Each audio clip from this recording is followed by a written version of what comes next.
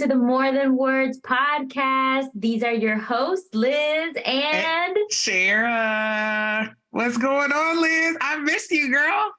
I know, this is exciting. I'm really excited about today's podcast. I always say that, but it is true. Like, I am very excited. We have like 3 different countries in this podcast. Talk about international, baby. Ooh, yes. Go and bring that accent for them. They wasn't ready for that. They wasn't ready for that twang. That's Texas. That's that Texas twang. So y'all, listen, if you are joining us, we have a guest today. I hope you are ready, because if you're finding this podcast right now, that means you were supposed to be here. Okay. You're here, present and ready. Get your notepad out. Okay.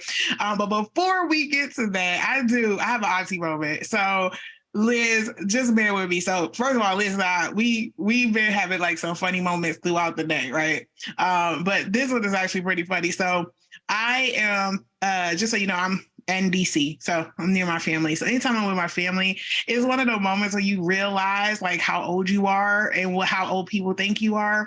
So I am over here just doing family time. And one of the biggest, funniest things that has happened is my grandfather had the nerve. And I said he had the nerve because he was just so funny when he said it. He was like, so how long are you going to be here? I was like, oh, probably for a week, trying to make the most, help out, be around, do a couple of things, spend a lot of time with you.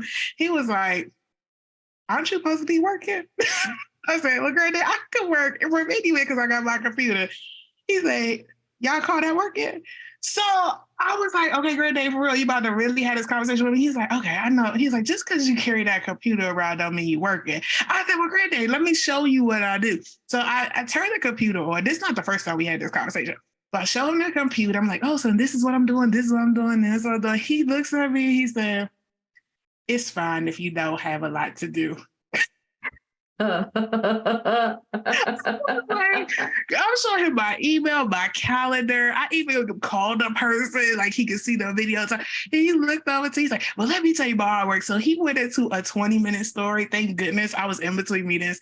And he was just telling me like how early he got up, what he had to do, like, my grandma had to cook breakfast and be ready by. So, I mean, he ran it down all the way until like 9:00 p.m. Right. And I'm thinking to myself, Grady, how old do you think I am? Like, I've been in the workforce for a long time. And he was just letting me know, you ain't done nothing until you did it this way. And so I have to laugh at that because generationally, you think about all the people that's in the workplace. And as technology advances, as the work space actually schedules change, there is this big transition where there's some people who are just like, this is so different than where I started. I can't even have an appreciation for what you do for a living. And I was just kind of ironic because I'm like, we're going to have a conversation about personhood and workplaces and transitions today. Isn't that amazing? Because I think right now they say that there's like 5 generations in the workforce at the moment. And that is, if you take a step back on all the different experiences, right? None of it is, I don't like labeling things good, bad, wrong, all that. I hate labeling things. They're just different experiences. And it's so incredible what that creates. Right. Right. Because he's in his 90s, right? Early 90s. So he's in a generation that's way past the boomers. Like he's in his own, and I can't remember the name of it off the top of my head, but he's in that generation where it was like, you did some things, you went to war, as soon as you went to high school, you worked as a child. You was either you could do farming or sharecropping or whatever it is, right? Like, and he was always working. So in his mind, it looks a certain way. So I go through that and say, first of all, I love those conversations with my granddad, but second piece of it is, how many times in that moment, I found myself like really utilizing coaching, right? And just being neutral and appreciative for the conversation that I was having with him, even though he did not understand. And we weren't trying to be right or wrong, but he was just like, you don't even know what it looks like. And I was like, you're right. I never woke up, 5:30 in the morning and had to walk somewhere for, 30 minutes or whatever the case may be. So I hope you all at least take for that auntie moment some of the understanding or the hope to continue to have conversations, even if you don't come to any type of decision or any of those types of things. things, that you at least appreciate the conversation, even if you can't completely understand, but just show up in the moment to allow somebody to have an experience with you. So that's my little 2 cents, though. Shout out to my granddad for just being patient with me. And look, I was like a little 5-year-old kid trying to like, look at all the things I do with my computer. Granddaddy is looking at me like, Can I say, I think my youngest son is akin to your granddad, because I feel like they're the same. It's just one is 4 and your granddad's 94 or 95. No, 92. Don't give him no more age. No. Yeah, 92. But yes. I think because my son definitely has, it's okay if he said earlier, he goes, what do you do in that office? He's like, you have a microphone. Like, do you tell lies? Not even the truth. Not even the truth. Just the lies. Well, thank you for sharing that, Sharon, because yes. I love, you know how I have a special place in my heart for your granddad, and I love learning about his experiences. I really, really do. And I cannot wait until that book comes out. Let me just say. Oh, come on. Don't put the pressure on me. Listen, Liz, you always try to get me to do something and get somebody to do something. But let me just say, shout out to you, Liz. My granddad, when I opened up the door, my granddad had on that Astros hat you gave him. It didn't match anything he had on, but I was just too ashamed to tell him. I was like, but you looking fly, Granddaddy. He had it on. Hey. It's the orange Astros. Shout out, y'all. She gave my granddad an orange Astros hat. Keep in mind, we are a Washington Commanders team up in here, a Nationals team up in here. So it's definitely clashing with all the colors, but he wanted to represent, so we did. We had all the love. Now, I can't get him to put that Manchester hat on. I think it's too hot. Like, don't worry, we're gonna get him an Everton hat. Don't worry. We got it. No, I think he has enough paraphernalia. Don't you can't tell me what to do. I'm gonna be one of those people. I'm always gonna buy your granddad something. So there you go. Okay. So anyway, Sharon, well, let's get this show on the road. Yes. Let people know who we have as a guest today. Whew. Okay, so pull up a seat, y'all. Let me just tell y'all. So y'all always be trying to make me push my boundaries, okay? And here's a big push. So the person you're about to meet, right? When we were thinking about this podcast, this individual is always on my list. This is my very good friend. Like, this is one of them people that, like, you know, I don't say her name often because I'm just like, this is my girl, right? Like, this is my person, right? This is the person who has, when we were in West Africa, so I actually met, and her name is Angela. I met Angela when we all were in West Africa working, and I was as green as you can imagine. Right. And so, I'm coming in Africa, and I'm like, oh, I'm just coming to Africa to work and do my thing. And then I realized, oh, wait, Angela sat me down. I was like, so let me tell you what type of work we're going to be doing. And then I realized, okay, I may not be grown enough. For this job. But funny story, Angela is the most patient person I've ever met. Like, when you think about someone being neutral and present, she's always been that person well before I understood what those 2 words really meant. And so she really was not just a mentor, but just became a good friend. And one of the things about meeting someone, specifically in an environment where, you know, we all are in our differences, right? Like, we're in a new place where we have different backgrounds, experiences, ethnicities, all of it, just name all of it. You always spend so much time in the beginning, at least, talking about the similarities. And Angela and I sometimes are like the same person with just different temperaments. Like, now, one thing I will say, when you meet Angela is definitely so much more, like, she's way more knowledgeable in so many things. And that's what I love about our friendship. Also, she has a big heart, very compassionate. And so the work that she's chosen to do, which you're going to hear more about, is really aligned with that. Because way back when we were having those conversations in Africa, Angela is always one of those people who centered people first. And that's really hard in HR, because oftentimes you have to stand on the company with the company lens, right? And so oftentimes she was a model, one of the many models that I got to have in my career, of how do you just stand in that gap of bringing knowledge and facts and then standing up and being for a person or people, and having the courage to do it, right, against no matter who's in the room. And she brought that also to our friendship. So one thing I will say about Angela is, like, I'm showing the world, y'all, Angela, but this is my friend. So I just want to let y'all know, just one more time, throw it out there. This is my friend. Don't come on over here and start messing with my friend. But Angela, come on to the screen. Come on in, Angela. And I agree. We had the discovery call, and she had that calm and the presence, and she was like, I can't wait to learn from you. And we're like, no, we would have learned from you. Right. Angela. So Angela, welcome to the More Than Words podcast. Thank you. It's a pleasure to be here. And thank you for the great introduction, Shara.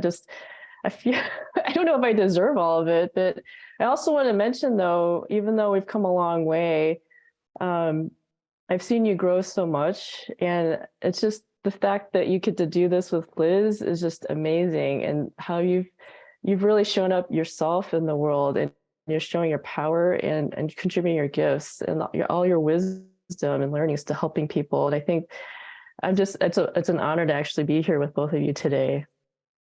See how she do? See how she do? So Angela, can I just give you a little backstory? Thank you so much for saying that and validating, because I have been trying to tell her for over a year, more than that, like, you need to do a podcast. And I meant for her to do it, and I'll do the background, but she made me like come in the forefront. So, and pushing me, because that's what she does. So anyways, thank you for saying that. Yeah, so this is great. So usually, Angela, when we start, we have all of our guests start with the diversity wheel. Okay. We look at all of the dimensions, basically what makes up who you are. So when you think about the diversity, what are the 3 dimensions that are very important to you in this very moment?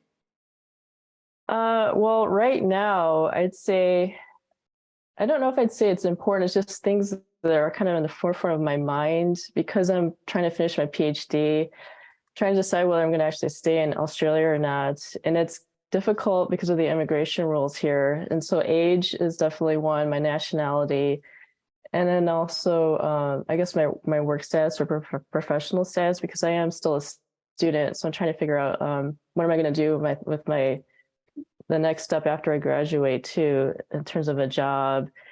And so the reason why those are at the forefront is because when you're older, the immigration laws here are such that once you go over 45, it's really hard to get a permanent residency here.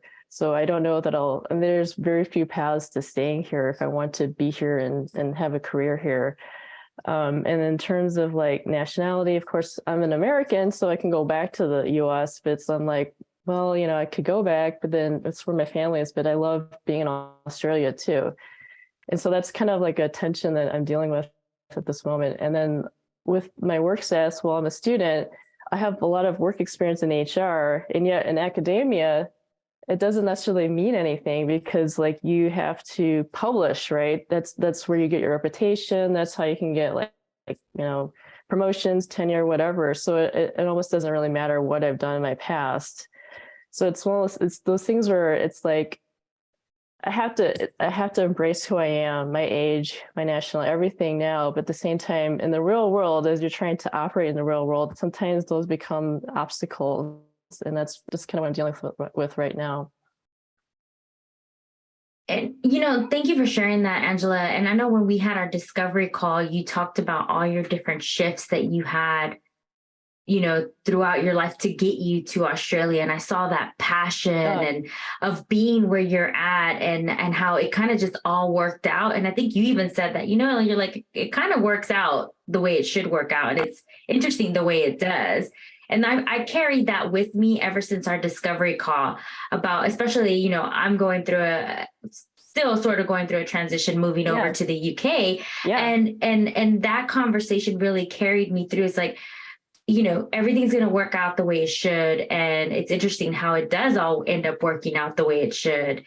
And I love the learner side of you, because that's how I met you initially, was through a learning environment in EG. So, and it was that calm and so I've always known you to be part of that. Thank you. Yeah.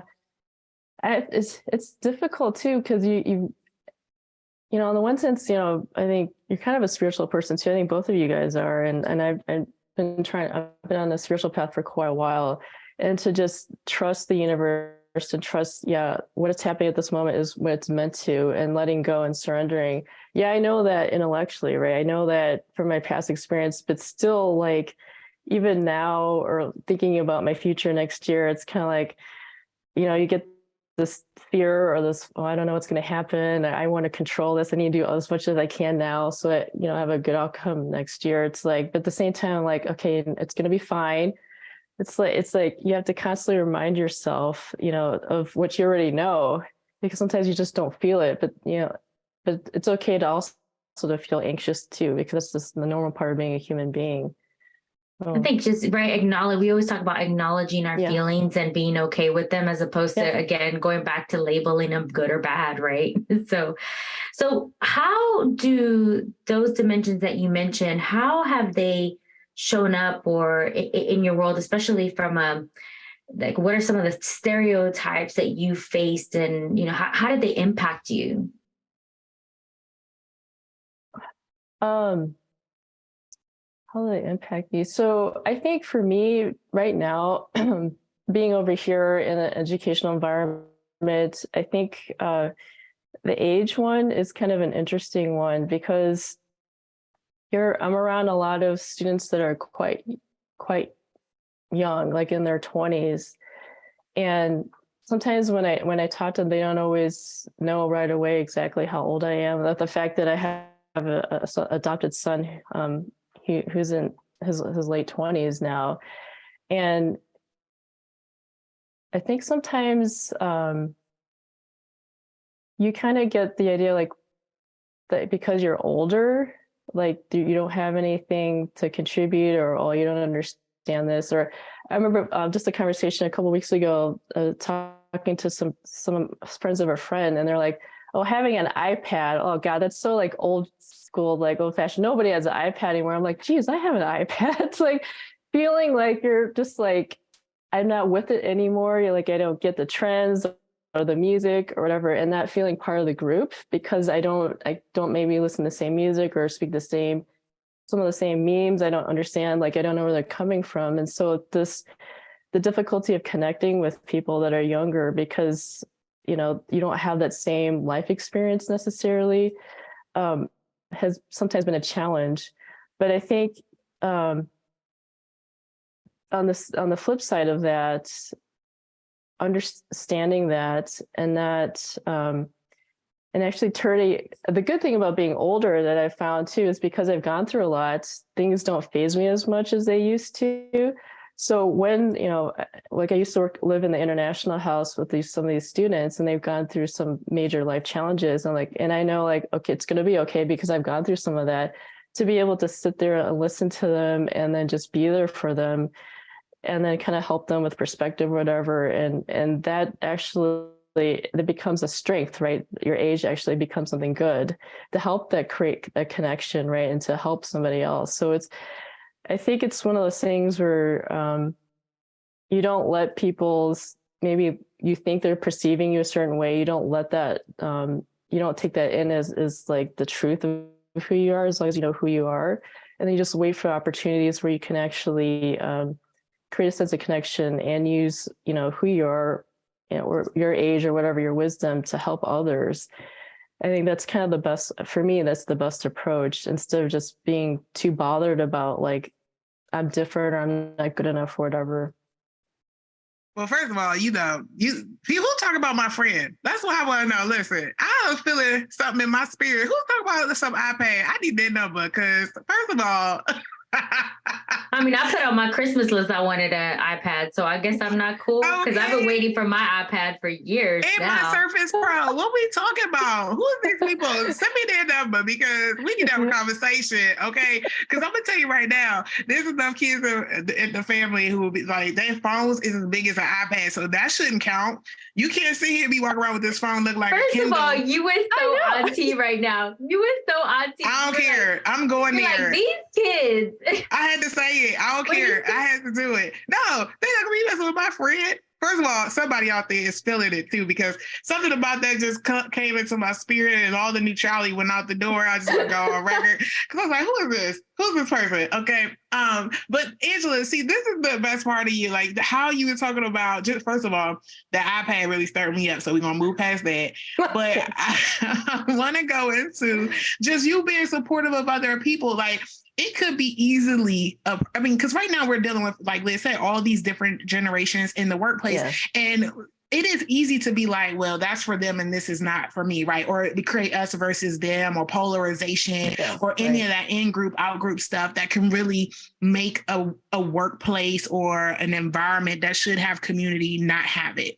And so to just say, I'm just going to show up, be present, be vulnerable, that is like those inclusive traits that we all should be aspiring to. But oftentimes, you know, the way you just described it, talking about just being there and being present for another person, we don't often use that kind of terminology outside of like maybe friendships or personal relationships in the workplace.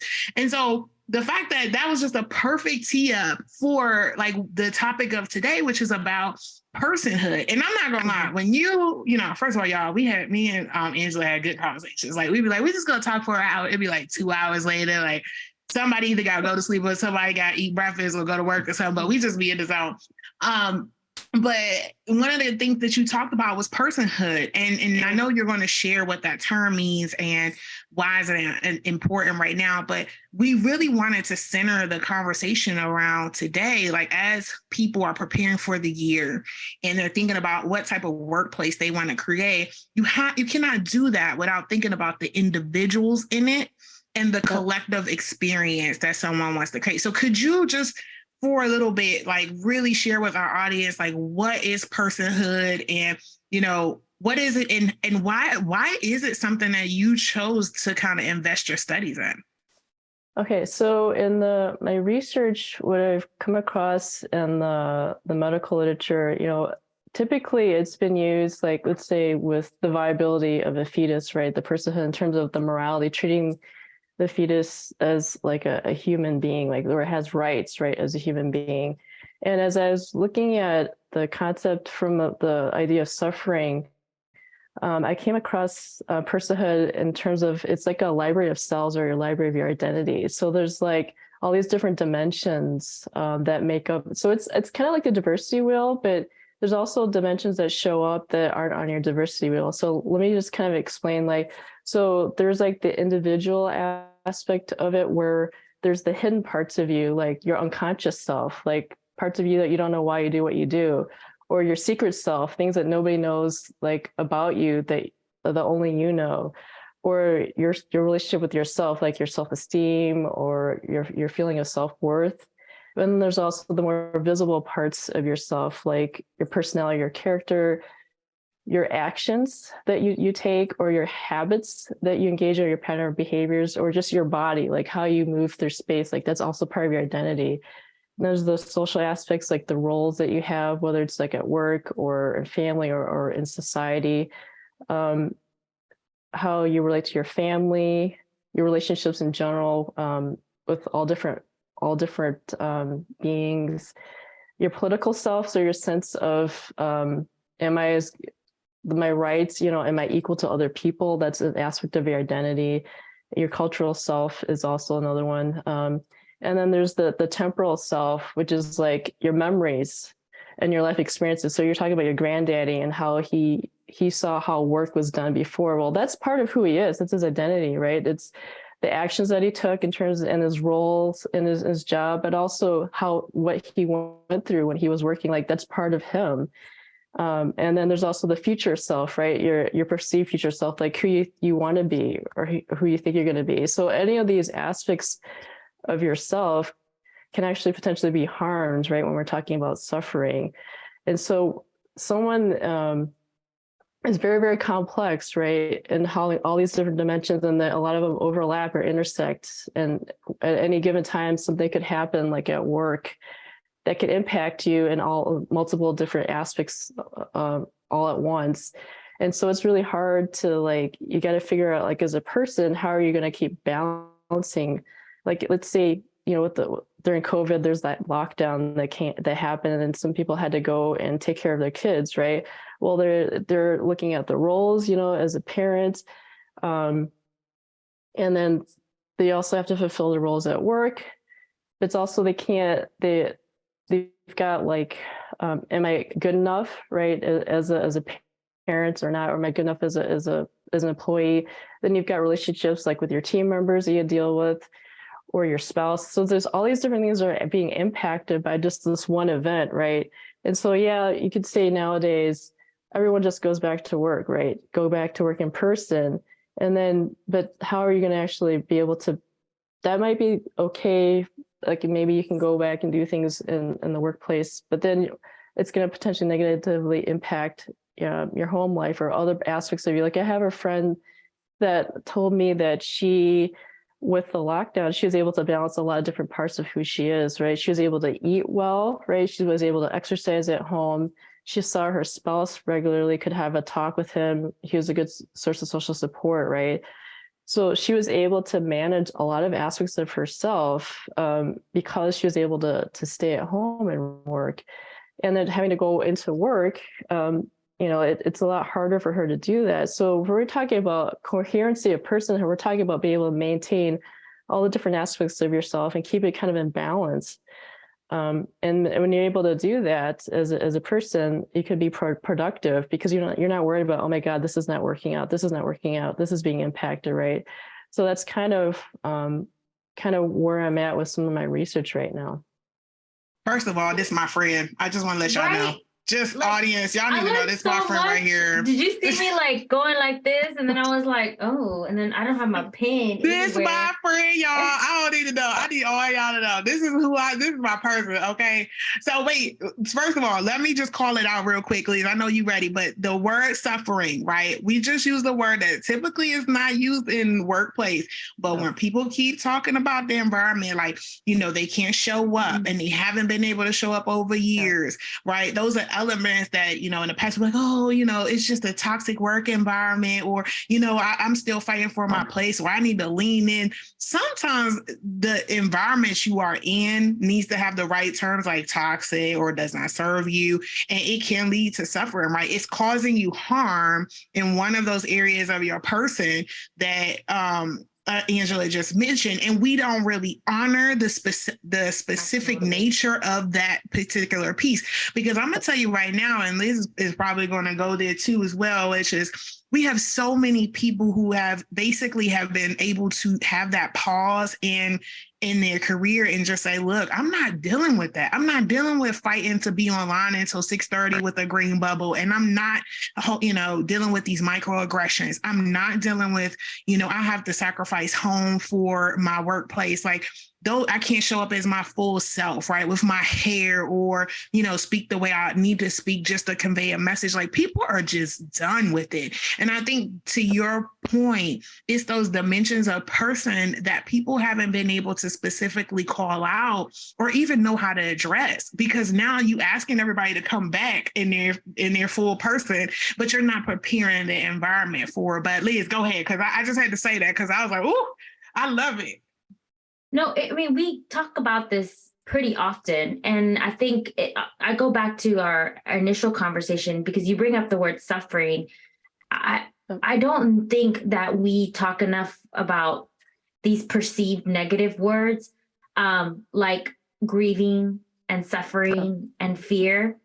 But I think that's a language that people should start having and incorporating in them and acknowledging what they're going through. I think all this hate, I shouldn't say hate because I don't want to use that word. But when I say the word like false positivity or that toxic positivity, it's that avoidance of using these terminology. But the reality is we experience suffering and grieving all the time. Yes. In the workplace, in our personal lives. Why not label them? Make them more normalize that behavior. It's okay that we normalize all this like negative behavior, right? But we don't normalizing actually giving a language to our feelings in it. So I love that. I love that, the suffering side of it. I think during our discovery call, I was like, oh my God, I hadn't even thought about suffering and going through, these years. And we just had an episode that's going to air out before this episode, but where we talked a lot about acknowledging that the traumas and the experiences that we had for 20 years of being in the workforce, and now getting out of it and thinking, oh, I'm, 6 months after I leave the workforce or move on to a career shift or shift in my life or whatever it may be. And it's like, we not need to remember that we had to undo a lot of the things that we experienced in those 20 years. And 20 years, and I'm using the word 20 years because I had 20 years experience in corporate America. Having to unwind that in 6 months, I'm like, is that really realistic? I mean, no. No, because you're trying to, if we're talking about suffering, you're also talking about healing too. So when I came across the term suffering, it's what I've noticed is there actually is sometimes you see people say pain and suffering is like the same thing, but I'm saying there's a distinction between pain and suffering. Like, you can have pain to like your body, or you can have like mental pain where to like you could be bored, or you can just say like you're anxious or something like that. But that's just the surface level. It's a potential indicator of suffering. Suffering, at least the way I'm talking about it, is where is like something happens and it causes you to have a loss of something, right? Something of some kind of a good or something that's important to you. And it's undesired. You don't want that loss. So sometimes when you have loss, you actually want that because it's going to lead to something else that you want. So this is something that's undesired, this loss. And it causes a disruption such that it threatens your sense of self, like your meaning of your personal meaning of who you are, right? So it's like an existential threat. It's not necessarily just a death as in like you die, like, physical death. It's more like an existential death. So you're wondering, okay, I've been this way, for my whole life. I can't be this way anymore. So what does that mean? Who am I now? Like, this is the kind of like death that potentially could happen in all different aspects of your personhood, right? It could be, and so I think people it's good for them to understand that, like, when you're talking about grieving, that is really about the loss, right? And we all go through that. And what I've seen in the literature is there's usually like 3 stages. You first, like, you're kind of paralyzed, or you're muted, or you just don't know how to articulate that loss, that sense of suffering, because you're so like, you're filled with anguish about what's happened to you, and you don't know who you are or what's going to happen, right? And then what's important is to move through that, because you can get to this turning point, right, where you're able to, if you've got people around you that are compassionate, that actually are present, right? We're just talking about being present and listening, and you can express what's actually going on, like what that meaning of suffering is. Like, if you're being impacted negatively in some way, what does that mean for you? Like, what are you worried about with yourself, right? Be able to talk about it with somebody, because then you can kind of think through, okay, well, maybe I could think about it a different way, or maybe I can be a different type of person or something. Like, you can start to change the meaning of that, the pain event that just happened to you. Then you can get to that stage of regaining your sense of autonomy over your sense of self. You can maybe create a new sense of a new identity, a new person, or a new way of being. So you can feel re-energized again, right? So I think a lot of times in organizations, they don't let you have that autonomy over trying to figure out who you can be, through this. It's like, you have to be this way and only this way, and you're stuck, and you either have to accept that this is how it is, or you quit, right? Because you can't deal with this anymore. And so it's one of those things where it's like a balance, because sometimes, organizations, they change and you need to change with it. Sometimes, an employee needs to grow too, because maybe what they're doing in the workplace isn't really good, or they need to perform at a higher level. So they also have to figure out a way to deal with that loss of who they used to be, so they can actually transform themselves into, a different person that can actually be more productive or be whatever, a better employee. But it's not always, usually the burden's on the employee. And I'm saying that the organizations also have a responsibility to help that transformation too, or they stop events, or they change events based on feedback, so they don't keep making the individual the sole person that has the burden of changing constantly. Angela, that brings up a really a good thing that comes up to me is, how do organs, because we can bring awareness on personhood and individuals and all these experiences that they're doing.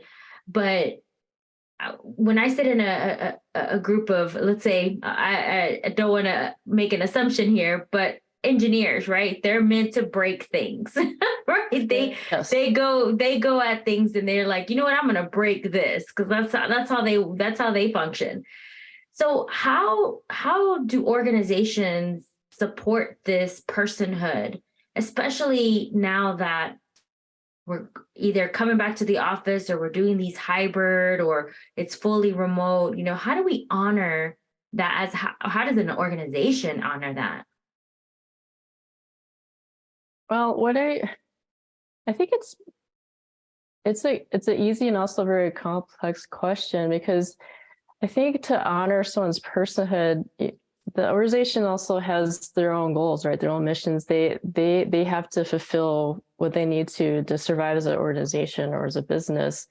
So obviously they have to set up structures or practices or whatever policies that are aligned with their values, right, and their goals. At the same time, though, it's about, I think, allowing choice.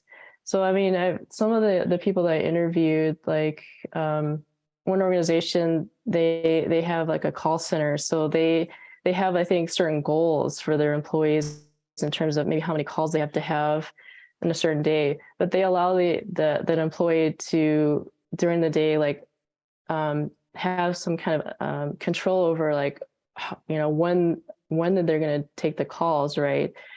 And they can actually do it like from home or not. It's like they have a lot of choice in terms of how they actually meet that goal. So it's just a way. Let's just say on more of an unpleasant side, like when you have to lay off an employee, right? Sometimes companies need to do that because they got to cut costs, right? And that's an unfortunate fact. However, the way they do a layoff can also matter too, because they can actually give the employee a choice in terms of, do they leave now immediately? Because sometimes, I've been in organizations where they just walk the employee right out the door, or they just send it. I've also heard stories about they just email employee, you're done. It's like they don't really give them time. Like some of these organizations that the people I interviewed, they actually give the employee like at least a month up to 3 months notice. So they actually have time to figure out, okay, well, maybe I'm not going to buy that house I wanted to buy. I won't do that. Like I can actually prevent that from happening, like a problem that could have happened had I not had noticed, right? Or if I'm given an opportunity that today I don't have to leave immediately, I can actually say goodbye to my friends, because I've also noticed too, a lot of the coworkers, they actually have important bonds. Like some part of this suffering that's going on is because with reorganization or layoffs is that you're losing your friends, and it's really, really hard because they're part of your social world. So being able to say goodbye or find a way to make sure you stay connected afterwards is really important. Being able to transfer your work to other people, like there's choices that you can allow employees to have so that they can exit the organization on their own terms, right? Obviously within the bounds of what's acceptable to the company. But I think companies sometimes are, and I understand that they're worried, like, well, the employee's going to sabotage they're going to do something, they're going to hack the system or whatever, potentially. But at the same time, you have to trust the employees too. And I think one of the organizations, the employee she was a manager and she got laid off, but she told me that the organization, they did a first round of layoffs before and they didn't give people much notice and it went really poorly. And so they changed their tactics and they gave the notice. They even gave her the opportunity. They told her, because she was a team leader, like the Friday before they're going to lay off. So she had the weekend to process her emotions, right? And then I asked her, do you want to be present when we tell your team? And she's like, yes, I do. So they gave her a choice to do that, right? And then she was there with her team members. And then so she felt like, and all these different things that they did the second time around because they learned the lesson, is that they gave the fact that they gave them her time, gave her choice. Obviously, they gave a good severance package, all those normal things too. That felt like she can be able to process those emotions initially, then, then you can actually listen. So when they actually talk about like the severance package, or these are things that you need to think about, like for your insurance or whatever, you can actually hear, because otherwise you're missing out on all these details that are actually important to you too, like what's going on after. So I'd say, like, no matter whether it's a difficult situation like a layoff or just work from home or whatever, it's about finding ways of giving employees choice so they can balance their lives, like all the different aspects of themselves within the bounds of the organization. Wow. I want to take a moment, because I don't think I'm sorry. I just had a little bit of a moment, like in Sharon's word, the spirit just like it left just moved. Let that spirit move. Let that I spirit said move. the spirit left me. Not leave you, honey. Bring it back. Come back, spirit. Come back. Okay. Because you just gave some word language to my experiences, because because the reality is, and here's what I'm hearing from this. The reality is layoffs will happen. It is just part of, so when I think about, I always, one of my values is joy. And one of our values as in our More Than Words podcast is joy, because it is something so important to Sharon and I. Good. That doesn't mean bad things won't happen to you. So the reality is, like, layoffs will happen. It's just the reality, the nature of it. But when I go back and I think about all the conversations I had with people who were let go, because I've experienced probably about 7 or 8 rounds of layoffs in a very short time frame. I think since 2015, from 2015 till now, experiencing 8 layoffs in that short amount of time is a lot, and it hurt. It impacts you in your trust is broken, and it's how it's. And I think if I look back at it and I think about the experience, that if it had just been more human centered, because I feel like that's how you're describing it, where you put people first, that even though this is a crappy thing that's happening, let's at least treat people the way they want to be treated. They deserve to be treated, right?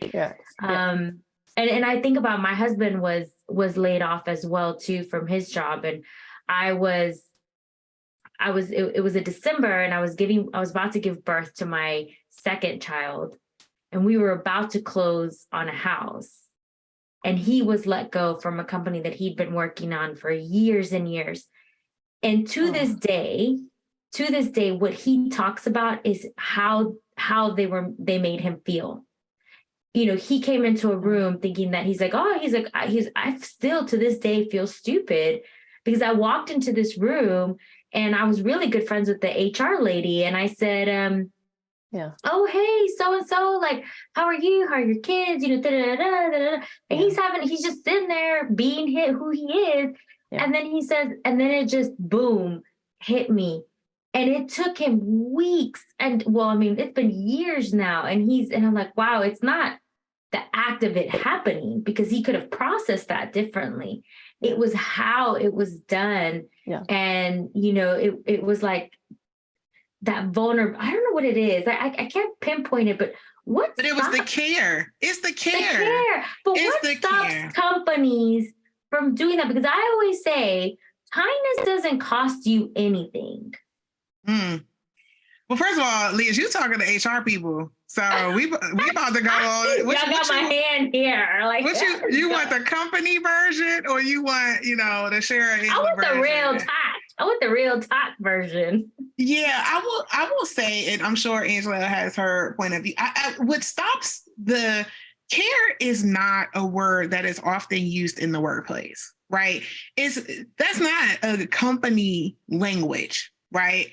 A company that uses that language is definitely more progressive, in my opinion, because I would say care really goes back to that you are looking at the individual and the collective, or like as a like an ecosystem. Like, each piece matters in this ecosystem you're trying to create.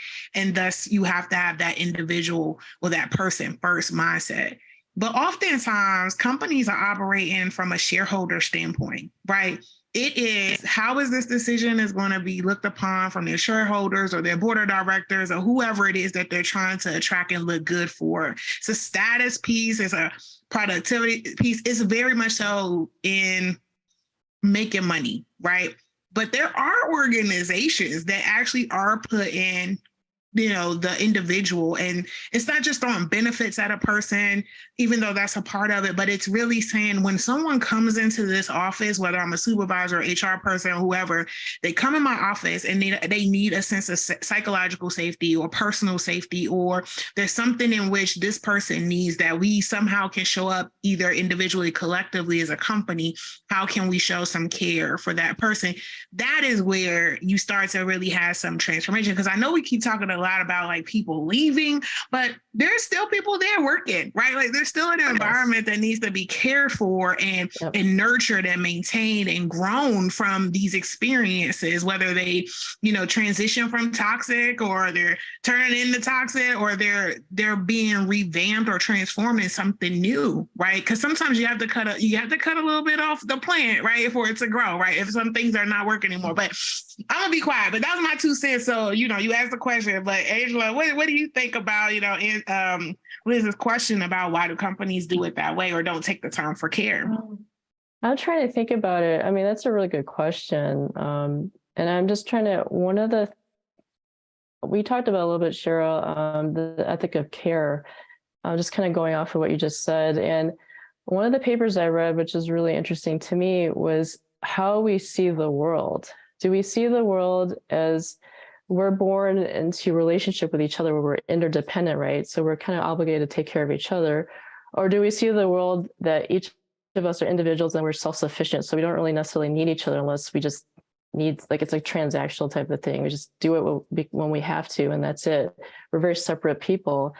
And I think somewhat, depending on how you see the world, is gonna somehow determine your approach of whether you're going to actually care about somebody and do what you need to create a supportive environment, or sink or swim. It's too bad. Tough love.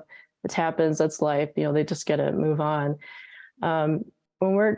Why companies don't do that, I kind of wonder too. And this is just, I don't know what you guys think about this. I kind of wonder too with these leaders, whether they need to understand their own suffering. So if we're talking about status, right, money, if they don't do what they need to satisfy the investors, what's going to happen to them? Most likely, they're probably going to lose their job, right? But what does that really symbolically mean to them? What does that mean? Like, does it mean like, who are they as their self-worth, or their, like you're saying, status, Shara, or they don't know who they are anymore because that's not their role. They can't be a CEO anymore. It's like, what are they afraid of losing, right? That could be threatening to who they are. And so they're worried about protecting that. So they do what they need to satisfy external people like shareholders or whatever. They're great. But then in doing that, they're creating a pain event that causes suffering for people, down the line from them. And so it's like, are you worried if you see the world as we're all interdependent, and that if you take care of your employees, they'll take care of you? It's a different thing than, well, employees are just there to serve me. They're just there as labor, right? So I can actually perform, I look good. So it really depends on your view of life, I think. Yeah, I mean, because I see a lot of, here in the UK, there's a lot of, and I'm not saying that it's not like this in the US, but we're in my area specifically, there's a lot of family-run businesses, a lot of small businesses, a lot of startups, right? And the culture is very, very different, where they do take care of one another. And it is a community kind of feeling. And even, I have my brother from another mother in the US has a startup company, and he takes a very human approach. He's going to be on our podcast as well. And I told him, where does this come from? Where does, from you personally, like, what makes you put humans first and care so much for people? And do you ever feel like that's going to change? Because I always want to think the best of people, and I always want to think that deep down inside you do care about people and how they feel and how they react. And So it's like, when do companies shift, or do they shift in that sense, if that makes sense? Yeah, I mean, that's also a really good question. So one of the interviews I did, this guy was like an accounting manager of a family-owned firm, and he was saying that the way that they approach like merit increases or bonuses, like because with all the inflation going on, is that the owners actually were willing to give up some of their own earnings so that they can it goes towards employees. But with the public structure, it's less likely that you're going to end up doing that, right? It's all about making sure that investors. So I wonder if there's something about the structure of the company that makes it easier for owners, like like a family business, to actually do something that's more caring.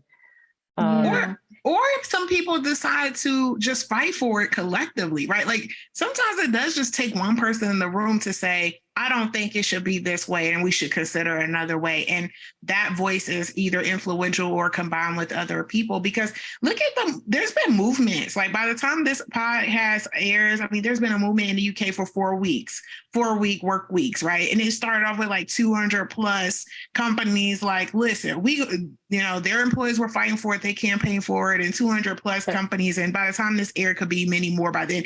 But what I would say is like, there has been some significant shift that has really kind of put that care in place, where like employee values kind of drive the company, and because this was said, and there was kind of like some accountability saying, look, give us 4 weeks, you'll be more productive, we'll be more efficient, this is what you're going to save, and this is how you're going to put our well-being first. And there's been some very much so good data from that to say, okay, it's increased well-being and productivity and, empowerment within the workplace. Now, keep in mind, that's just 200 companies, but think about what we all took away from that time during the pandemic, when we all got a chance to have that autonomy. Right. We weren't fighting for status. We weren't fighting for anything. We were looking for fairness and connectivity and those types of things. And we were able to co-create hybrid environments. Like hybrid environments work because the people made it work. And so I say that because I think that's the same thing for leaders. Like if you're sitting here listening to this conversation,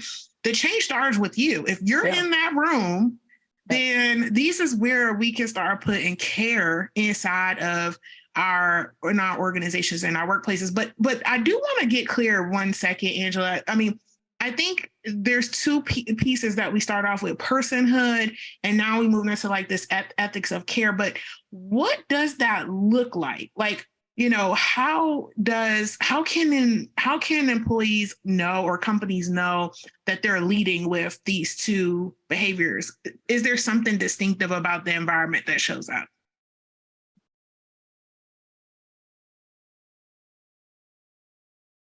I don't know. What do you guys think? I'll just throw that back to you. Yeah, I'm fine with that. See, this is how Angela work with me. I love that. Angela put me to work. She's like, stop giving me hard questions. Come on, what you think? Because you guys seen stuff, so you must know too, to some degree. Well, I will say, I think that personhood is harder for organizations to really grasp versus care. So I think people are going to gravitate towards care or ethics of care, because in care, there is just something natural about that makes you want to try to do the right thing. Because care doesn't always mean it's going to be 100% right. I mean, my intentions is to serve you in a way that provides you some type of solution to whatever your need is, or to make the best of, or, to provide you something that makes it, that supports you as you figure it out, or as we create this environment, right? Like there's some type of, every time I think about care, I think about a hug. I know that's not appropriate for the workplace, but anyways, like that safety, right? Like I'm here for you kind of thing. But when you think about it from care versus personhood, I feel like people can easily get out and be like, oh, well, some people want dog insurance. Some people want, dog insurance. Some people want, unlimited. We can't cater to every single need. Right. We can't cater to every single need. And it's a new thing every week, right? So it feels like an easy out to say, well, we can't deal with every individual. But care, I think, is basically saying, I'm coming with positive intent. I'm coming with positive intentions. I am trying to include you in what it is that we're trying to build together. And people will be more open-minded towards that than this individualistic kind of, because I think it says person in the word. But that's my 2 cents. Liz, what's coming up for you? Because I'm telling you, that's a hard question, even though I asked it. My bad. No, right. You wrote the questions. You know, I gravitate more to the personhood. I go to the hard stuff, right? Okay. My fear is, yes, my fear though is on the care side. Is it going to be so surface level? Because we always talk about intent versus impact. And how do you help organizations go from intent to impact? Because you can get stuck in that intent. I was like, I wasn't intending to be offensive. I wasn't intending to hurt your feelings. But the reality is that you did. So, you know, what's the impact? What's the shift? Because I feel like and you could see that in the McKinsey report. You could see it in the Great Resignation. You could see that people do not want to move away from just intentions.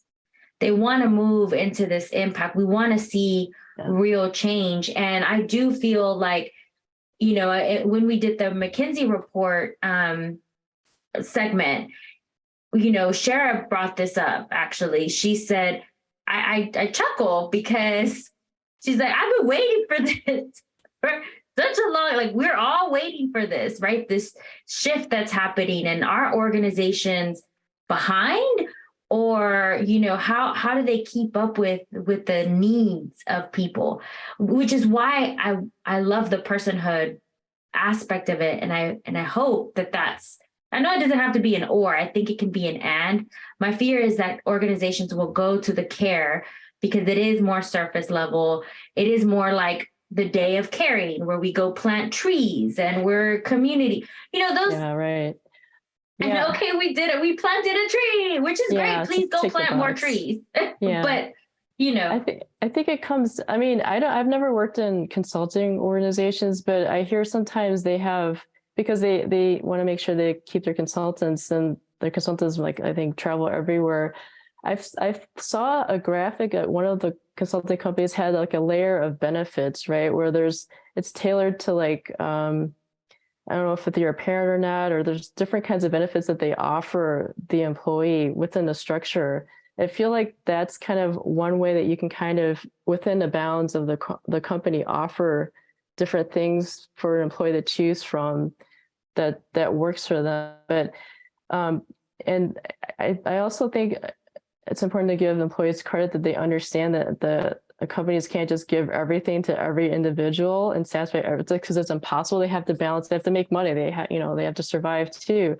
But some of the people that I talked to, what really mattered is when companies did surveys, right, for like what benefits are important for you, that they actually followed through. They got that feedback. They actually implemented, like, over time, maybe one every couple of years or something, but they actually were implementing things like paternity leave or some other benefit that actually really does help the employee. So they felt like, yeah, they actually care. Like, because you were talking about the impact, it's actually responding to feedback you get from employees at the organizational level, but also like at a leader level, right? If you're having one-on-one meetings with employees, it's important. I think it was very a common theme I saw too, is like the managers that actually cared actually tried to have regular meetings with their staff, right? One-on-one conversations where it wasn't just about work, it's about who are you as a person, right? And so that way, with that personal connection, the employee's comfortable, right? They feel safe to share what's really going on. So if things are going well, they'll say it. If they're not, they're going to tell you, right? And then that's where the leader has to be able to also find a way to adjust, make it, if there's something going on, so that way they can actually make sure that impact is there. But it's not like a one-time set thing that happens. It's like an ongoing conversation. It's an ongoing relationship. So that way that the idea of impact is always, the employees know that leader actually cares about making impact, because they show it over and over and over again, right? Yeah, just as the organization at the top level, they live their values over and over again, but every single choice that they make and everything that they put in place for that company, it's aligned with their values of caring. Ooh, let me just say this. Ooh, don't ask no questions. Don't ask no survey questions you ain't gonna do nothing with. Ooh, I can't take it. Ooh, I can't take it. Is that your reflection moment? Oh, that just hurt so bad. I'm telling you. I mean, Angela, Liz, y'all know we don't work together many occasions, and we're all doing our individual consulting, have our own businesses, and this is one of them things that when you work with clients out there, close your ears. You ask them about, hey, you want to do the inclusion, you want to do a company pulse survey, culture survey, an inclusion survey, do you want a pulse check, right? And everybody get all skittish, and it's not skittish because they don't want to do it. It's because they in the past asked these questions, they did nothing with it, and or they are too nervous because they haven't been in connectivity with their organization, that they don't know. They're too nervous of what may come out that they don't want to support. And so when this comes up, it's a pulse check for me to say, I'm not sure I want to work with you. And shout out to my mentor, which one day we'll have her on. She was like, when a client starts to get skittish about a survey or starts to over engineer how you want to place these questions, not because they want to get something, not because they're trying to drive it a certain type of way to get like specific information, but when they start really kind of skating around the fact that are they ready to hear the feedback, or they're too nervous about it, that might be, the ripcord to get out, because that organization is trying to check the box on something versus really having some sustainable change. So, you as a consulting partner need to decide if you're in or out. But that's one of those things, like, quite frankly, I've had to decline a client or two. And I ain't gonna lie, I mean, I know one of those decline clients is on and listens to the podcast, but one of those individuals, the conversation was very raw in the sense to say, listen, I'm not here for performative work. You can get that from a dime a dozen. There's plenty of people who will take your money and do something and have you check this box off and never come back to you again. But I'm here so that when we look back at this at the end of this project, you can see the change that you've been looking for your organization. And this is not going to happen this way. And so I'm going to recall my offer, or, whatever. And they were like, there was some harsh words said to me, like, how dare you, da, da, da. But I'm like, no, and I wouldn't say this rudely, but I was like, how dare you waste your employees' time, right? Like, don't hurt them more and harm them more by getting them engaged with hope, thinking that it really matters, and not do anything with their voice and nothing with their vulnerability, and say you're committed to them. I mean, it's a breakup. It is literally intentionally hurting and harming somebody and breaking trust at every time you choose not to do it. And so I'm glad you said that, because I mean, I'll be honest with you, pulse surveys are great, but if you don't do anything with them, then what are you asking for?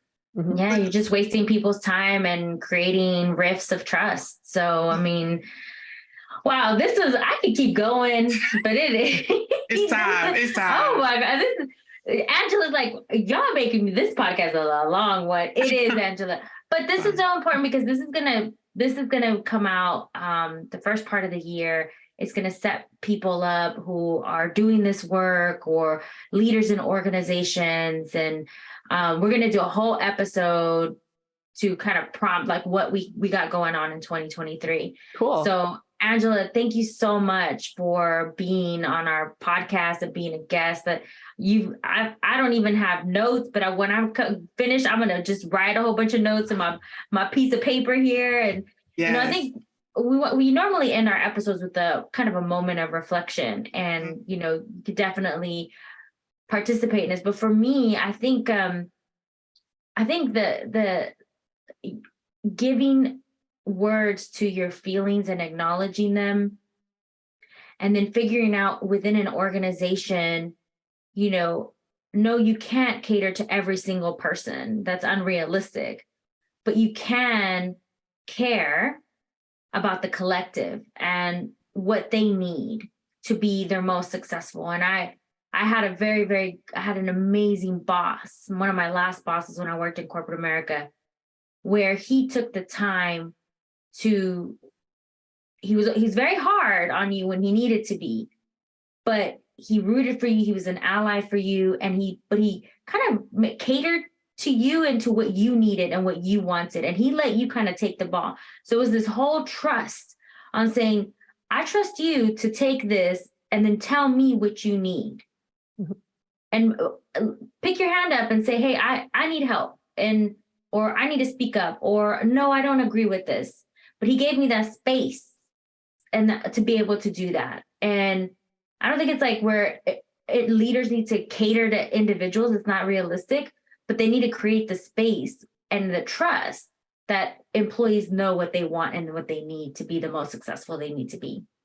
Yeah, I am with you on that, Liz. I mean, I think what comes up for me is really just to piggyback on what you said, which is really around, this is a relationship. Workplaces, work environments, companies and teams are relationships, right? It's relationship driven with goals and expectations kind of driving it at the forefront. But, not everybody's good at healthy relationships and boundaries and values and all those types of things. And so this is the time for you to decide, like, how do you want to show up individually and collectively in the workplace if you really want to be of the workplace of the future, because the workplace of the future are going to keep the person and the individuals at the forefront and making sure they're being led by those people who understand that talent and what people have the potential needs to be harnessed. So for me, my reflection is really, I'm just proud of my friend here and the work that she's doing around this particular work.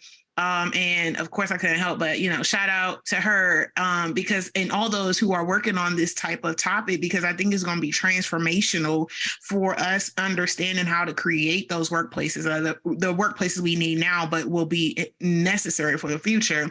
And second of all, I really just want to challenge our listeners to say, if it's something that came up for you that you still don't understand or you want more of a conversation with, reach out to us and so that we can be more specific and maybe do a live maybe with Angela in the future so that we can kind of answer those questions.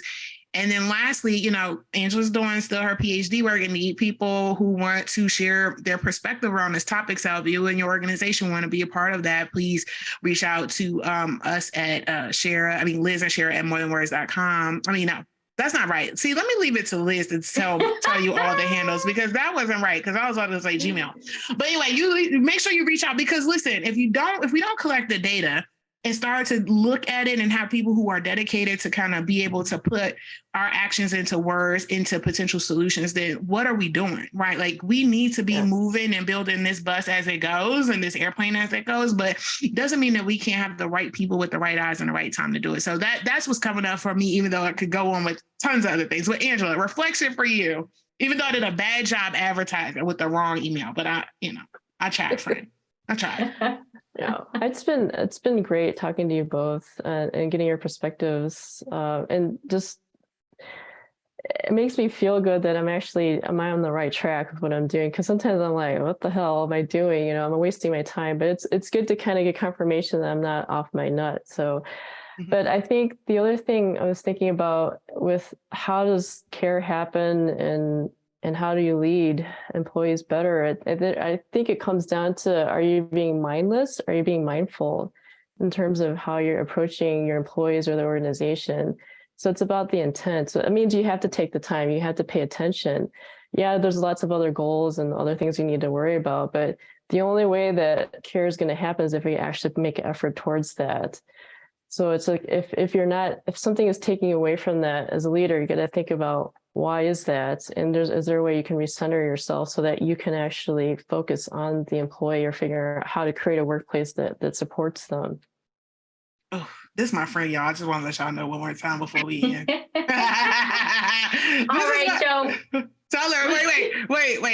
Listen, Angela, keep doing what you're doing. Tell everybody in your class, and doing your topic, tell them keep the effort going. We need them. I'm telling you, I believe that from that, like the show Billions, that we're going to have more individuals embedded in the workplace that have these conversations, who's looking at culture, like diagnosing it, right, and telling you how to like really manage and support and care for your talent. So I know Billions is kind of like a little bit extreme version of that, but like I think the future, like mark my words, y'all, there's going to be individual people and no just broad brush of HR, but like individual people who are there to make sure that you are really managing your talent differently and that accountability. And it's beyond what we've already created. And I really just feel like it's something happening here. And I just hope that the future with all the work that you're putting together is just the cusp of what that's going to be. So I'm sorry, Liz, I had to just say that, but no, I'm very hopeful about this. No, I completely agree with you. I mean, I'm a data person. I analyze things and that's where it's going. So, and That's good to because hear. we are more and more, you know, being very analytical, very automation, very AI. So you're gonna have to bring in that into your people. You do it for your customers, so do it internally for your own people. So, Yep, exactly. all right, y'all. Well, thank you for joining us you. on More Than Words. Follow us on Instagram at More Than Words Podcast. Please send us an email, Liz and Shara at morethanwordspodcast.com. What she said. And also, when this airs, we will have a LinkedIn page, but don't message us there in LinkedIn. Okay. Don't message us in IG. Send us an email. Yes, I know we can't keep up. We can't keep up with those messages, y'all. It's not good analytics on that. I'm just telling y'all. Send the email. We could track it better. All right. Bye, everybody. Bye. Take care. Thank you. Bye. Bye.